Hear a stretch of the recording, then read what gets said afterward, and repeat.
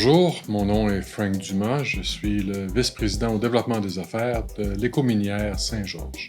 La Corporation Écominière Saint-Georges, c'est une compagnie qu'on a lancée dans début des années 2000, qui à la base était une compagnie d'exploration minérale, qui avait pour but de fédérer beaucoup de projets de nickel et palladium, des métaux critiques, qui a évolué avec le temps à cause du background des différents directeurs et puis des gens qui étaient impliqués en une compagnie de technologie aussi, de technologie d'extraction, de technologie de traitement du minerai, tout ça dans un contexte écologique. Ça a évolué aujourd'hui en une compagnie qui a des actifs en Islande, des actifs d'exploration, mais aussi des actifs technologiques en Islande, qui est au Québec dans le développement de projets dans le nickel, dans les métaux de platine, palladium, rhodium, et également dans le recyclage de batteries, dans les processus de fabrication d'hydroxyde de lithium. On est arrivé à ce domaine-là en tant que groupe un peu par hasard. En fait, on essayait de se lancer dans le pétrole.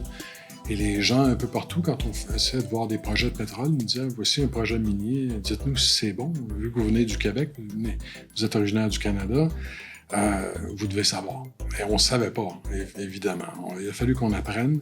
Et on a commencé à aimer ça, surtout parce qu'on s'est rendu compte, parce qu'on avait tous un background ou un intérêt envers la technologie, la chimie, la physique, que c'était un domaine extrêmement conservateur.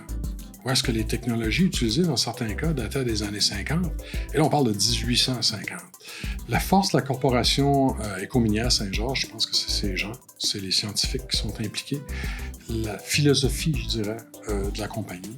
L'exemple qu'on donne souvent, c'est notre capacité qu'on a eue d'aller s'immiscer ou s'intégrer, s'imbriquer à la société islandaise et avoir des licences en Islande, être le seul opérateur en Islande, qui est un pays où est-ce que, pour être capable d'opérer dans le domaine minier, dans l'exploration minérale, il faut montrer patte blanche dès le départ.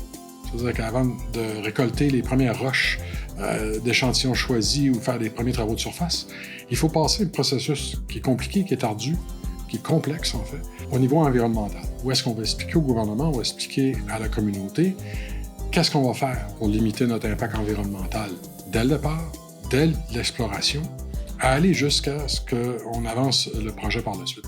Ce qui est diamétralement opposé à ce qu'on voit en Australie, ce qu'on voit en Amérique du Nord, où est-ce qu'on va avoir des claims miniers ou des titres d'exploration.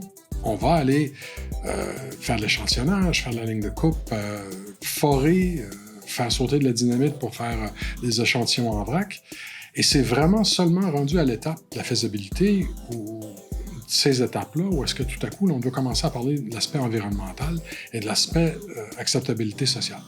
Les choses sont en train de changer dans beaucoup de juridictions présentement. Et je dirais, un de nos gros avantages, c'est qu'on n'a pas été formé par l'industrie comme un autre clone des compagnies d'exploration minière qui perçoivent les choses comme ils ont toujours été faits depuis 100 ans, 150 ans. Parce qu'on venait de l'extérieur, on n'a pas résisté autant à ce changement-là. On s'est adapté très vite. Et aujourd'hui, c'est les autres compagnies qui commencent à se rapprocher de nous. Tandis qu'on est déjà peut-être 10 ans en avance à ce sujet-là.